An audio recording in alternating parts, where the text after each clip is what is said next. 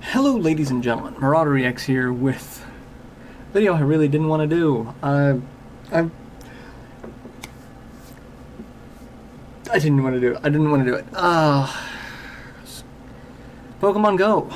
So I made a rant about Pokemon Go, about how people are just terrible human beings at times and just shitting on a game that actually was doing well. Now I'm one of the people shitting on the game. But I'm not shitting on it because of the social aspect. I'm not shitting on it for anything like that. It's because the developer really... This is the definition of dropping the ball. And I criticize Sega anytime and every time this pops up. I'm very hard on Sega. So I feel it's a little hypocritical of me to have that rant up and not talk about what's currently going on. So... said I didn't want to do it, but I don't have much of an option without seeming like a hypocrite. So, Pokemon Go is just completely trashed now, because the most recent update seems like it had changed. The most recent update was the largest update for any game that I've ever seen that removed more features than it either fixed, upgraded, or replaced. It just outright removed features. So, from what I can see from the previous update, 0.31, I think, is the update. They removed the 3 steps glitch by removing the 3 steps. So basically now you just have no indicator of how close you are to the Pokemon that you are near. It was that even with the 3 steps glitch, the radar itself was a 3x3 grid, and the Pokemon would change orientation based off if you're closer to them. So it gave you some idea, but still a very loose shot in the dark. And from what people are saying, that doesn't work anymore. That's not accurate. Some other changes, people are saying that the breakout rate of Pokemon has become exponentially higher. That trying to catch a CP10, Pidgey, Weedle, your generic trash Pokemon, they can break out multiple times. There's no purpose in trying to catch a CP10. Some people are arguing, well, why waste your balls on a CP10? They're like, candy Stardust. Like, you figured that would be, an easy catch for, an easy piece of candy, easy Stardust. But no, apparently it's not that easy. Because they've made it just as hard for a CP10 versus like a CP300, which makes very little sense in a gameplay mechanic sort of sense. So that's something that's been reported quite often. And then there's the issue of the scanning radius has actually been decreased. The scanning radius was 100 meters, now it's down to 70 meters. So that you don't see Pokemon as far out, which I guess is kind of a good thing given the fact that we have no idea if we're actually getting farther or closer to it, but that effectively cuts down your search area so that if you just happen to look at your phone, oh, I'm, a street over and it just happens to be now within this new shorter range. I don't see what's on that other street, so I might not go down it, but, that other street may be hopping with Pokemon. And then the biggest thing is that they've removed third-party apps. Now, a lot of people say the third-party apps are cheating. I can understand this argument. I can see this. But it was providing a service that the game had that the game removed. The 3-step glitch had not been in there since launch. The first week of launch here, where I was playing it, the 3 steps worked perfectly. So we had a working radar function. I did not use any third-party program during that first week. I had no need to. Unless it was to look ahead and say, oh, well, this area doesn't seem to have much of anything, so I'm not going to bother, keeping my phone on, trying to play the game in that area. But, this mall nearby, we needed to go to the mall anyway. That gave me incentive, I'll go ahead and pop up the game instead of, wasting battery. Because I hate to say it, I'm one of those mobile gamers that I like to actually keep my phone as a phone, and so therefore I don't want to burn all of my battery power playing a game. And then one other thing that they've removed, apparently, at least for the iOS devices, is the battery saver feature is now no longer functioning on this. So, again, battery. But the third-party apps are a big thing, and I had no need to use the third-party apps to play the game while the radar was functional. When the radar stopped being functional is when I started looking into the third-party apps and started using third-party apps. I use PokeVision quite often when the radar gave me no sense of direction. The developer of PokeVision actually tweeted, and I agree wholeheartedly with his tweet, is you don't get to invent Marco Polo, get 80 million people playing, and then remove Polo, and then expect your fan base to actually be happy with that. And that's the thing. Finding Pokemon is one of the biggest mechanics of the game. I understand that the developers say they don't want this because it's not how the game is meant to be played. But that's how you wanted the game to be played. Once the game's out, people are going to play the game how they want to play the game. That's just how it's been since the beginning. Game Genies were a thing. And Game Genies were actually protected by law. There was a lawsuit that I believe Nintendo took the developer of Game Genie to court, and that was a thing. So, it's like saying, if I develop a game and suddenly people start speedrunning the game, saying, no, I don't want anyone to speedrun the game, and I start going after speedrunners, who looks like the bigger asshole in that? Me or the speedrunner? I'm going to say me. And I'm sorry. I get people's feeling of the takes the fun out of the game. For some people, it adds fun. Like, the joy of games being that they are a consumable entertainment medium. No two people are going to consume it the same way. No two people are going to get the same enjoyment out of the same thing. No two people are going to necessarily enjoy the same thing. I don't enjoy sports games. I don't enjoy a lot of horror games. That's just not my thing. But look on YouTube, people love horror games. There are tournaments for sports games. Madden has been a big thing since before I could remember at this point. So people are going to enjoy it how they want to enjoy it. Maybe someone has less time and they use PokeVision to supplement that time so that they can still enjoy the game without having to put, other hobbies on hold. Or, have to put the game on hold because they don't have the time to devote to wandering around trying to find something because there's no radar.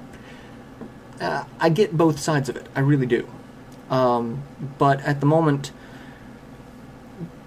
it seems that the issue is that there's no communication with Niantic. Or Niantic? I don't know how it's pronounced. I don't know. But there's no communication. They removed these features and then went radio silent, which... problem. And that radio silence extends to a lot of actually legally questionable problems. Because now that they've changed the game so much, they've removed all these features, people are calling bait and switch. I'm not one of those people. I see that these problems are not working. If they had announced that they are working on a fix, that's one thing, but they never announced anything. They just took out the feature. So people started requesting refunds for any money that they may have spent in the game. It is a free-to-play app, but you do have microtransactions. And part of the problem is they are not monitoring their email address that is supposed to be used for questions, concerns, product information. They state it's a non-monitored email address, which unfortunately goes against Apple's terms of service. So Apple is just granting any and all refunds right off the bat. Google, however, is not. Google, as of right now, they are holding off until they can get in touch with Niantic and find out what's going on. If you do the automated service, they will just... if you use the email service, it will just say, no, we can't give you a refund at this time, check back later, or contact the developer. The developer's not getting refunds, obviously. But if I've seen reports that if you call the Google Play customer service line, they will give you a refund if you explain the situation to them, that how it's changed. Which there's a lot of questionable motive going on there because Niantic started off as a Google subsidiary, and there's a lot of questionable business practice there that's causing them to come under fire. It's really just a bad situation for Niantic, which really could have been prevented with a PR statement when the update went live. There's a PR statement now. PR statement came out just a little bit ago, where they talk about they've removed the three-step glitch in order to improve upon the underlying design. The original feature, although enjoyed by many, was also confusing and did not meet our underlying product goals. We'll keep you posted as we strive to improve this feature. It's vague. There's no we're bringing back a feature. There's we want to improve this feature that no longer exists. That's a very vague wording. The next instance is talking about how they've limited third-party services, which were affecting their ability to maintain quality of service, which I also find to be kind of BS, because I've seen people with greater understanding of app design, infrastructure, just all of the technical know-how behind these things, saying, yeah, it's not going to add that much more of a strain. It's adding a little bit of strain as if they were, but they've found ways to limit it so that it does not cause problems. Not like the server outages that they were having on their own, which a lot of people are saying the reason why the three-step glitch was implemented to begin with and why the radar has been removed is because it's a problem with the servers. It's putting too much strain on the servers, or its connection to the Google Maps interface causes too much of a battery drain and pissing people off, that there's a lot of problems, but instead of addressing it and trying to fix it, they remove it, which is the issue a lot of people are having.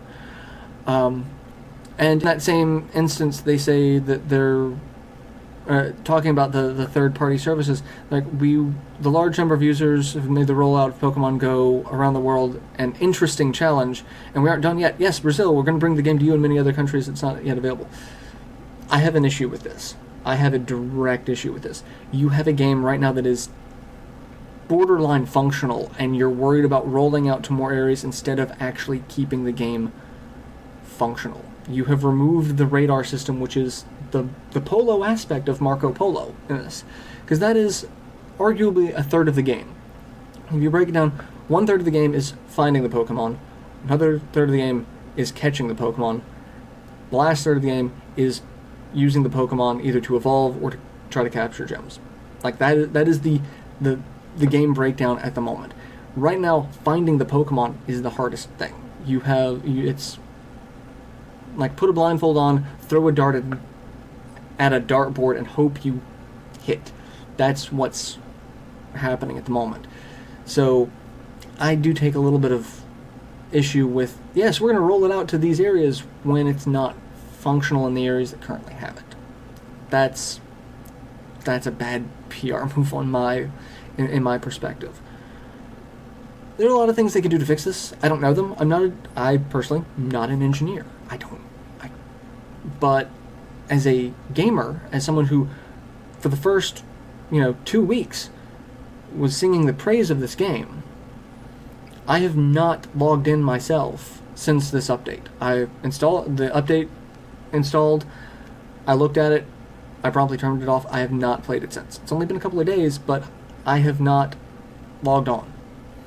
I know this has gone from something that we've done as a daily thing. We've gone around. We've friends and I. Me, Amanda, Kulix, Sarah, Libet, a ton of us have gone out and we've covered a ton of mileage on this. I live in a fairly metropolitan area that's actually, because it's 3 very small metropolitan areas just kind of converge into each other. It's the Triangle. For those of you who don't know North Carolina, the Triangle is basically Raleigh, Durham, Chapel Hill. It's you've got the state capital, you've got Raleigh, which, very large city infrastructure. You've got Durham, which has a decent-sized city infrastructure, also home to Duke University, which has, because of the semi-permanent nature of the Pokestops added from Ingress, you've got a lot of places there. And Chapel Hill, you've got University of North Carolina, Chapel Hill. Both of those, both Durham and Chapel Hill, have huge colleges that are known for their athletics programs, their hospitals, and their scientific background. It's not a small area, and we've been all over Raleigh, Durham, Chapel Hill, Hillsborough as well. We've probably covered, you know, in terms of walking, a couple 100 miles of just wandering around daily, playing this game. And now it's turned to, no, we haven't played it. Because we don't have the enjoyment of, we have maybe an hour or two an evening to go out, walk around. We'll drive out someplace, walk around there, we'll hit them all, try to figure out what we can, what's the best way to maximize time and heat. It's summer here right now. It is not comfortable to be outside for an extended period of time. It's hot, it's muggy, it's disgusting. So, been very picky about where we go and how we try to play the game, because, and now we have no idea if we're getting closer or farther away from something we're trying to catch, and the only things that we have any sort of, luck to find are the trash Pokemon. More Pidgeys, more Rats, more Weedles, more Caterpies, things that we don't need or want at this point. I get part of the game from the developer standpoint is they want us playing as long as possible, because the longer we're playing, the more likelihood that we're going to spend money on the game. A couple of us already have. I haven't spent any money on the game, but several of my friends have. And they now regret that decision. They didn't spend much, and they got their money's worth out of it, but they've said they will not spend another dime on it until these features are fixed. So, I get the concept of the developer. They want you to not burn through the game fast enough so that there's more time that you play it, more likelihood. The more people playing, the more likelihood. That's the problem, though. If your game's not functional and you're removing functionality from it, blaming it on third parties which were providing a service that you had actually removed, you're going to get less people playing your game. When you don't actually address your user base, you're going to get less people playing the game. And like I said, 80 million people playing this game. That's 80 million potential people to spend money on the app. When you piss them off and they start leaving, it drops into 40 million. That's 40 million people still playing the game. There's also 40 million people that are now a 0% chance to spend money on your product. So a lot of people are like, the game developers don't owe you anything, entitlement. I really hate those arguments, because they want you to play the game. That's the nature of this business. They want you to play the game on the off chance that you will spend money on it. If they don't make it a game worth playing, people aren't going to play it. And for a week, they had the hottest game ever. Hands down. Most downloaded, most people playing it at a single moment.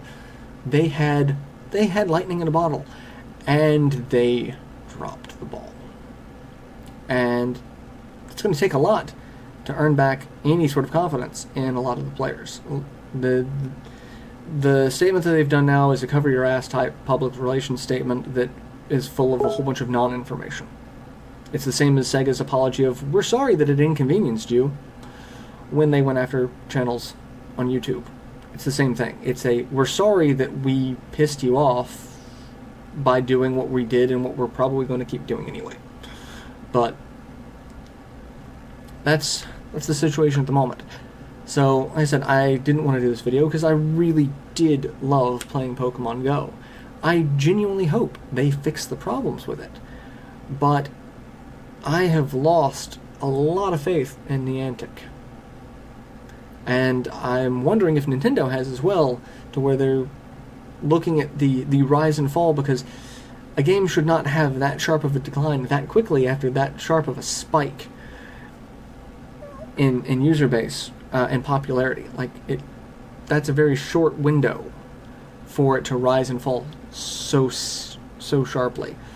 That honestly, if I were an executive at Nintendo, or if I were a shareholder with Nintendo, I would look very carefully and be like, I really don't think we should license anything to them again.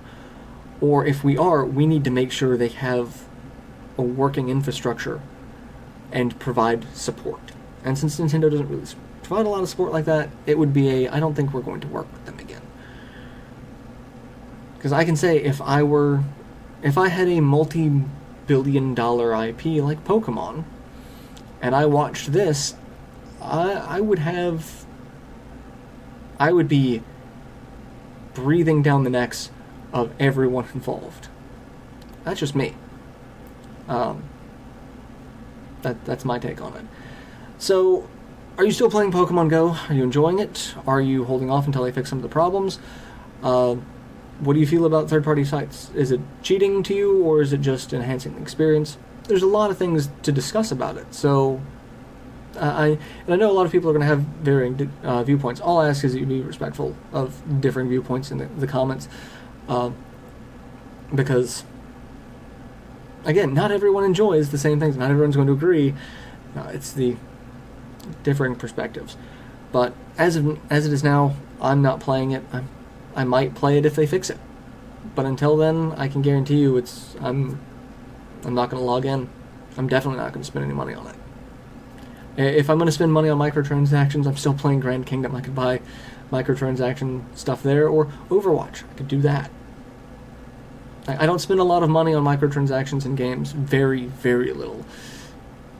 So, I was actually, contemplating buying some incense or lures or something for Pokemon Go. Because I said before in my last rant that I wanted to do some video work on it. I wanted to do some skits and some showing things off and just enjoying the game. Not going to happen now. So, unfortunately. But yeah, let me know your thoughts, feelings, opinions on the matter. Is Niantic doing a good job with it? Did they drop the ball?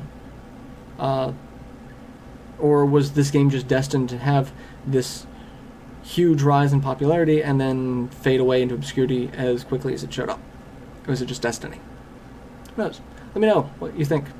So, I guess I'll keep this story updated as it goes on. So, should something change. So, till then, later everyone.